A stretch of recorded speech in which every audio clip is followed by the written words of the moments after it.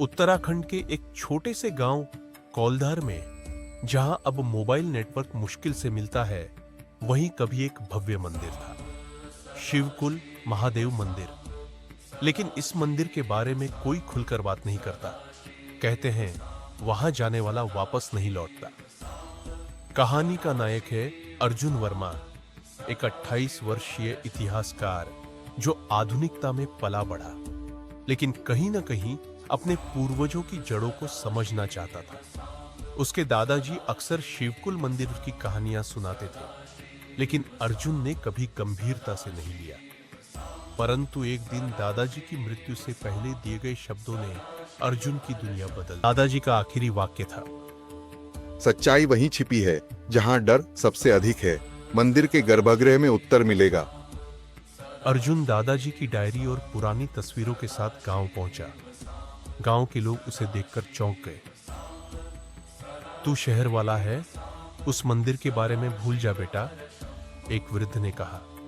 मंदिर अब वीरान है, पर वहां कुछ है जो इंसानों से परे है।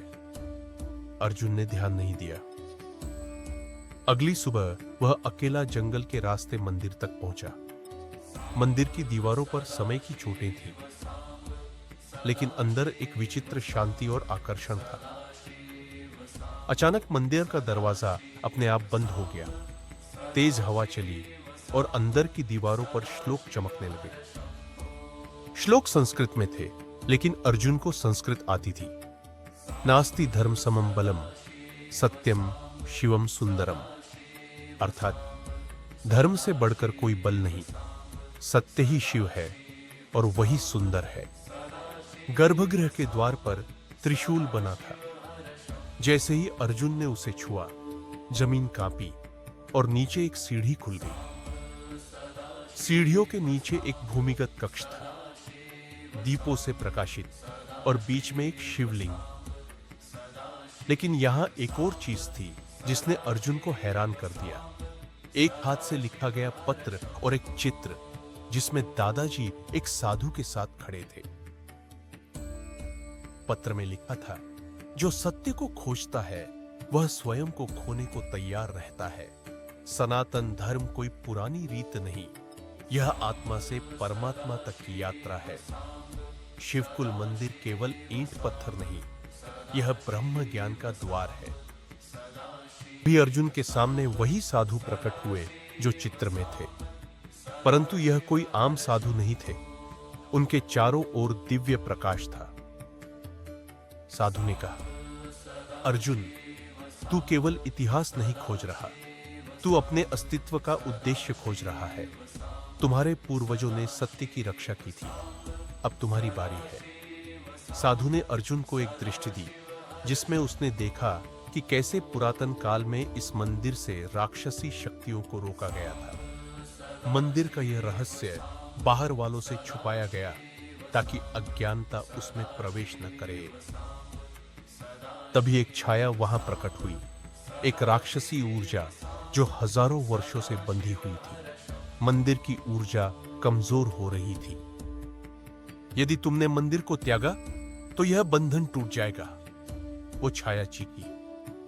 अब अर्जुन के पास दो रास्ते थे, भाग जाए और खुद को बचाए, या मंत्र और ध्यान से उस ऊर्जा को पुनः सील करे।